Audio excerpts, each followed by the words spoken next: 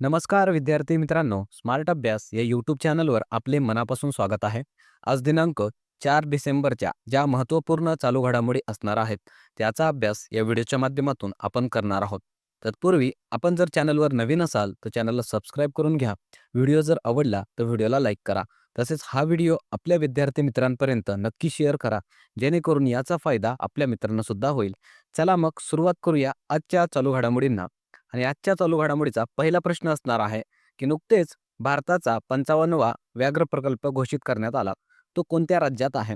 आणि ऑप्शन्स या ठिकाणी देण्यात आले आहेत. त्याचं योग्य उत्तर असणार आहे ऑप्शन नंबर सी, राजस्थान या राज्यामध्ये हा 55व्या क्रमांकाचं भारताचं व्याघ्र प्रकल्प असणार आहे. त्याविषयी थोडी अधिकची माहिती या ठिकाणी आपण पाहणार आहोत. नुकतंच जर आपण बघितलं तर केंद्र सरकारने 3 नवीन व्याघ्र प्रकल्प घोषित केलेले आहेत. तर त्यांचा क्रमांक लक्षात ठेवायचा आहे.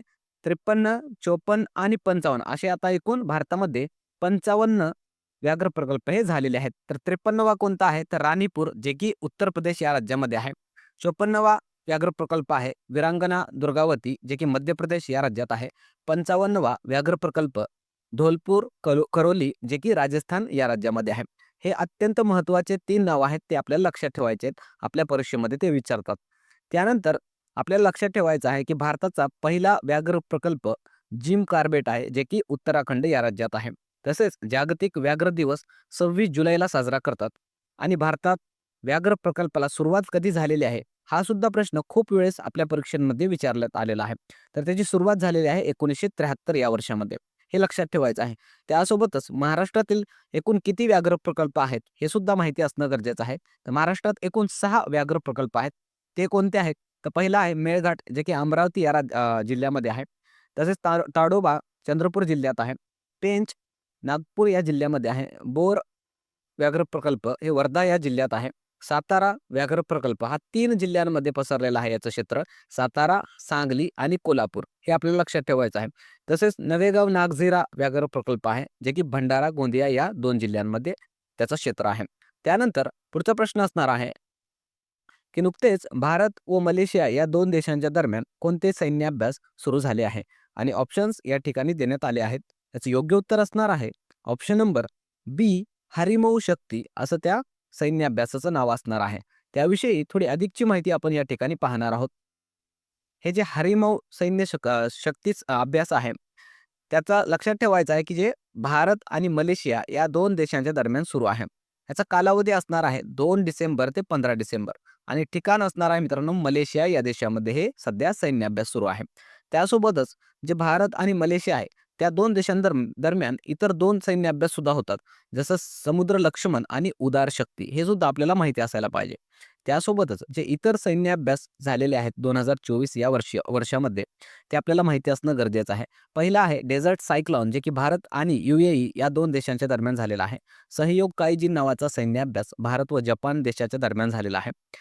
खंजीर नावाचा सैन्य अभ्यास भारत व किर्गिस्तान, दोस्ती सैन्य अभ्यास हा 3 देशांच्या दरम्यान झालेला आहे. भारत, मालदीव आणि श्रीलंका. त्यानंतर आहे समुद्र लक्ष्मण, जे की भारत आणि मलेशिया या 2 देशांच्या सैन्यादरम्यान झालेला आहे. डस्टलिंक भारत व उझबेकिस्तान, धर्मा गार्जियन भारत व जपान, तर्कश नावाचा सैन्य अभ्यास भारत व अमेरिका या 2 देशांच्या सैन्यामध्ये झालेला आहे. शक्ती नावाचा सैन्य अभ्यास भारत व फ्रान्स, मित्रशक्ती भारत व श्रीलंका, वरुण नावाचा सैन्य अभ्यास भारत व फ्रान्स. त्यानंतर आहे अल नजा भारत व ओमान, गगनशक्ती आणि वायुशक्ती हे 2 आपले भारतीय वायुसेनेचे सैन्य अभ्यास होते. त्यासोबतच मिलान नावाचा एक सैन्य अभ्यास आहे, जे की आपल्या भारतीय नौदलाचं सैन्य अभ्यास होतं. हे काही महत्त्वाचे सैन्य अभ्यास आहेत, जे आपल्या परीक्षेच्या दृष्टीने अत्यंत महत्त्वाचे आहेत. ते आपण लक्षात ठेवायचे आहेत. त्यानंतरचा प्रश्न असणार आहे, उत्तर प्रदेशमधील 76वा नवीन जिल्हा कोणता बनला आहे? आणि ऑप्शन्स या ठिकाणी देण्यात आले आहेत. याचं योग्य उत्तर असणार आहे ऑप्शन नंबर ए, महाकुंभ नावाचा नवीन जिल्हा त्या उत्तर प्रदेशमध्ये बनलेला आहे. त्याचा क्रमांक लक्षात ठेवायचा आहे 76वा. त्याविषयी थोडी अधिकची माहिती आपण बघणार आहोत. तर उत्तर प्रदेश सरकारने नुकतंच जे प्रयागराज जिल्ह्यामध्ये महाकुंभ नावाचं क्षेत्र आहे, त्या क्षेत्राला आता नवीन जिल्हा बनवण्याची घोषणा केलेली आहे. आणि हा उत्तर प्रदेश या राज्यातील 76वा जिल्हा बनलेला आहे. आणि या क्षेत्रामध्ये जगप्रसिद्ध कुंभमेळ्याचं आयोजन हे केलं जातं मित्रांनो. हा पॉईंट महत्त्वाचा आहे. आणि याच ठिकाणी आता 2025 या वर्षीचं कुंभमेळा आयोजित होणार आहे. म्हणून हा पॉइंट आपल्यासाठी महत्त्वाचा आहे. आणि आता हाच क्षेत्र हा त्या ठिकाणचा नवीन जिल्हा म्हणून घोषित झालेला आहे. म्हणून हा प्रश्न आपल्या परीक्षेच्या दृष्टीने महत्त्वाचा आहे. ते आपण लक्षात ठेवायचं आहे.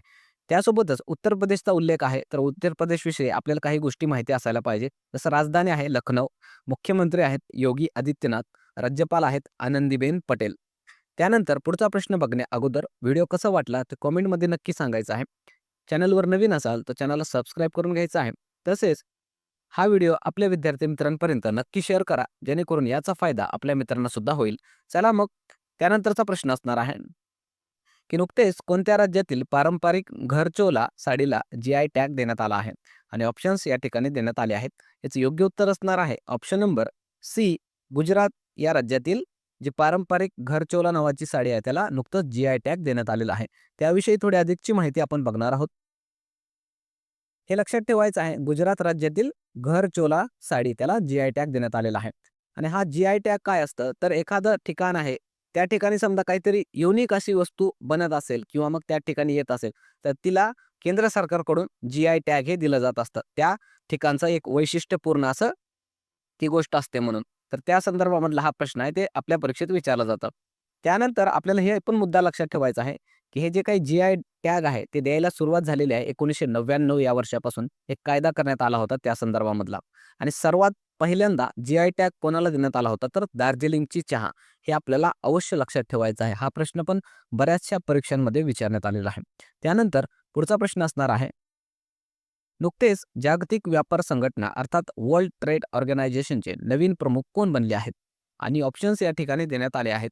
त्याचं योग्य उत्तर असणार आहे ऑप्शन नंबर सी, नागोजी ओंकोजो इवेला असं त्यांचं नाव आहे, जे WTO अर्थात जागतिक व्यापार संघटनेचे नवीन प्रमुख बनलेले आहेत. त्याविषयी थोडी अधिकची माहिती आपण बघणार आहोत. WTOचं लॉंग फॉर्म लक्षात ठेवायचा आहे, वर्ल्ड ट्रेड ऑर्गनायझेशन. आणि प्रमुख म्हणून त्यांना निवड झालेली आहे नागोजी ओंकोजी इवेला.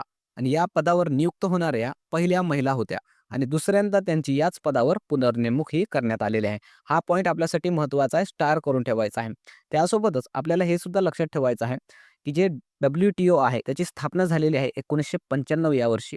मुख्यालय आहे जिनिव्हा, जे की स्वित्झर्लंड या देशामध्ये आहे. आणि याचं कार्य काय आहे, तर ही एक आंतरराष्ट्रीय संघटना आहे, जी विविध देशांमधील व्यापारविषयक जे नियम आहेत त्याचे नियंत्रण करते. हे आपल्याला लक्षात ठेवायचं आहे. त्यासोबतच एक अलीकडेच आपण आशियाई विकास बँक जी आहे त्याची एक प्रमुख म्हणून निवड झालेली आहे मसातो कांडा यांची. हे पॉईंट आपण मागच्या काही व्हिडिओमध्ये बघितलेलंच आहे. ते सुद्धा आपल्याला लक्षात ठेवायचं आहे.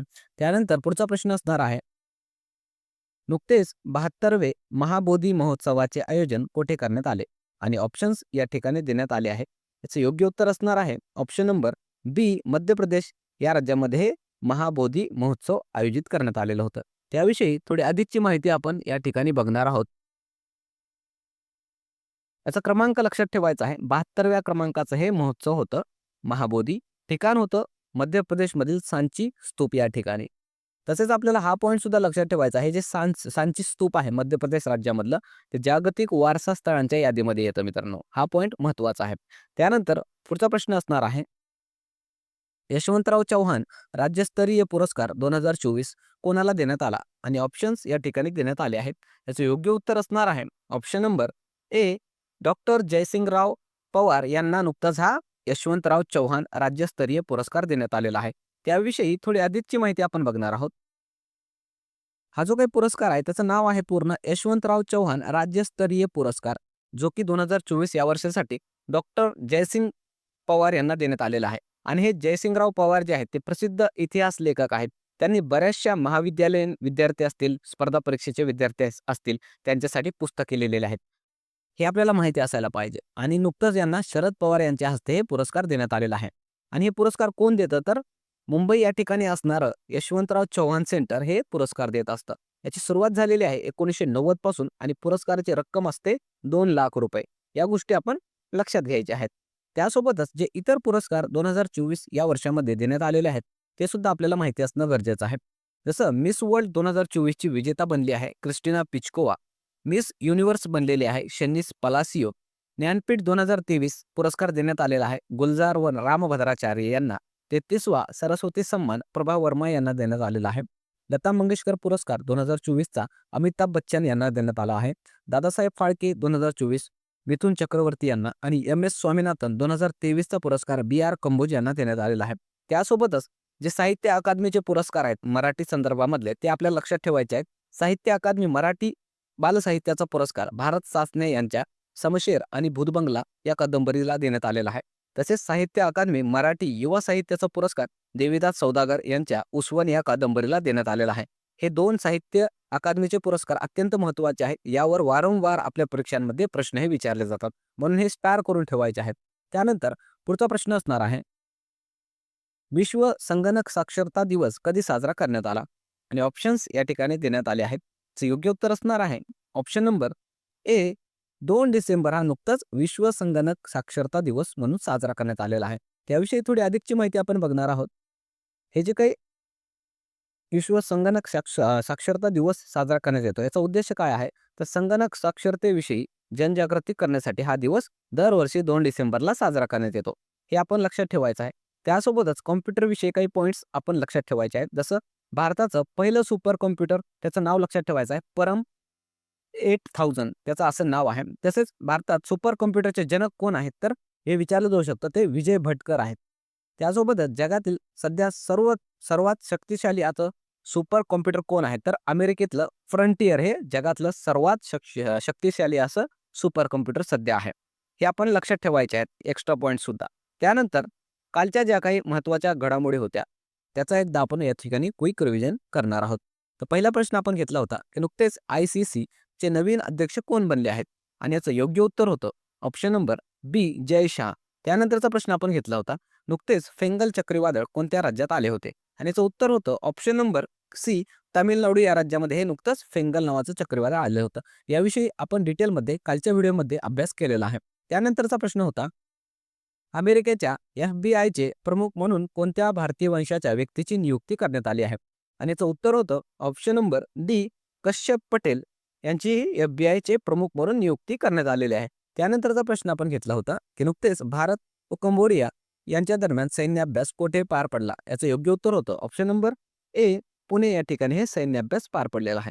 त्यानंतरचा प्रश्न आपण घेतला होता, सय्यद मोदी आंतरराष्ट्रीय टुर्नामेंटमध्ये PV सिंधूने कोणते पदक जिंकले, आणि याचं योग्य उत्तर होतं ऑप्शन नंबर बी सुवर्ण पदक हे PV सिंधूने या स्पर्धेमध्ये जिंकलेलं आहे. त्यानंतरचा प्रश्न होता, जागतिक एड्स दिवस कधी साजरा करण्यात आला, आणि याचं उत्तर होतं ऑप्शन नंबर ए 1 डिसेंबर. त्यानंतरचा प्रश्न आपण घेतला होता की नुकतेच United nations global excellence award देऊन कोणाला सन्मानित करण्यात आले, आणि याचं योग्य उत्तर होतं ऑप्शन नंबर सी डॉक्टर वसंत गोयल. या सर्व प्रश्नांची कालच्या व्हिडिओमध्ये आपण डिटेलमध्ये अभ्यास केलेलाच आहे. त्यानंतर काल आपण होमवर्क क्वेश्चन दिलेला होता. तर होमवर्क क्वेश्चन असा होता की महाराष्ट्रातील पहिला आदिवासी विद्यापीठ कोणत्या जिल्ह्यात सुरू केलं जाणार आहे, आणि याचं उत्तर हे बऱ्याचशा विद्यार्थ्यांनी कॉमेंटमध्ये अतिशय सुंदररित्या अगदी डिटेलमध्ये असं त्याचं उत्तर दिलेलं आहे. त्यांचं खरंच मनापासून अभिनंदन. त्यांनी खूप चांगल्या प्रकारे उत्तर देण्याचा प्रयत्न हे केलेला आहे. आणि ज्यांना याचं उत्तर माहिती नाही त्यांना आपण उत्तर सांगणार आहोत. याचं उत्तर असणार आहे ऑप्शन नंबर डी नाशिक या ठिकाणी महाराष्ट्रातला पहिला आदिवासी विद्यापीठ सुरू केलं जाणार आहे. त्यानंतर आजचा होमवर्क क्वेश्चन असणार आहे की नुकतेच मिस इंडिया युनिव्हर्स 2024चा किताब कोणी जिंकला, आणि आपण या ठिकाणी ऑप्शन्स दिलेले आहेत. अतिशय सोपा प्रश्न आहे आणि सर्व विद्यार्थ्यांना याचं उत्तर येणार आहे याची मला खात्री आहे. म्हणून सर्व विद्यार्थ्यांनी याचं उत्तर हे अवश्य कमेंट बॉक्समध्ये द्यायचं आहे. कारण मित्रांनो, हे जे होमवर्क क्वेश्चन आहे ते आपल्या परीक्षेच्या दृष्टीने जे महत्त्वाचे आहेत तेच आपण तुम्हाला होमवर्क म्हणून देत असतो. म्हणून सिरियसली अशा प्रश्नांचं उत्तर हे कमेंटमध्ये देण्याचा प्रयत्न करायचा आहे. त्यानंतर मित्रांनो, आपण एक महत्त्वाची सूचना काल पण व्हिडिओमध्ये दिलेली होती की जे विद्यार्थी स्पर्धा परीक्षांचा नव्याने अभ्यास करत आहेत, किंवा मग जे विद्यार्थी खूप वर्षांपासून स्पर्धा परीक्षेचा अभ्यास करत आहेत पण त्यांना हवं तसं यश हे अजून मिळालेलं नाही, त्यांनी अवश्य या दिलेल्या स्क्रीनला जे WhatsApp नंबर दिसत आहे त्यावर संपर्क करायचा आहे. त्या ठिकाणी तुम्हाला त्या परीक्षेच्या दृष्टीने योग्य ते मार्गदर्शन मोफत केलं जाणार आहे. म्हणून ज्यांना अभ्यासामध्ये अडचणी येत आहेत त्यांनी अवश्य या दिलेल्या नंबरवर संपर्क करायचा आहे, मेसेज करायचा आहे. त्यानंतर मित्रांनो, व्हिडिओ जर आवडला तर व्हिडिओला लाईक करायचा आहे. चॅनलवर नवीन असाल तर चॅनलला सबस्क्राईब करून घ्यायचं आहे. तसंच आपलं जे टेलिग्राम चॅनल आहे स्मार्ट अभ्यास 555 त्याला सुद्धा फॉलो करायचं आहे, जॉईन करायचं आहे. तसेच आपण एक काल लॉंग व्हिडिओ टाकलेला आहे 2024 या वर्षामध्ये झालेले सर्व पुरस्कारांसंबंधित. तो या ठिकाणी तुम्हाला ते दिसत आहे. त्या ठिकाणी जाऊन आपल्या चॅनलला तुम्ही ते संपूर्ण व्हिडिओ पाहू शकता. त्यामध्ये आपण सर्व वर्षभराचे जे काही पुरस्कार देण्यात आलेले आहेत ते कव्हर केलेले आहेत. म्हणून ते सुद्धा तुम्ही जाऊन पाहून घ्यायचं आहे. थांबूया मग. पुन्हा भेटूया एका नवीन व्हिडिओसह. तोपर्यंत धन्यवाद.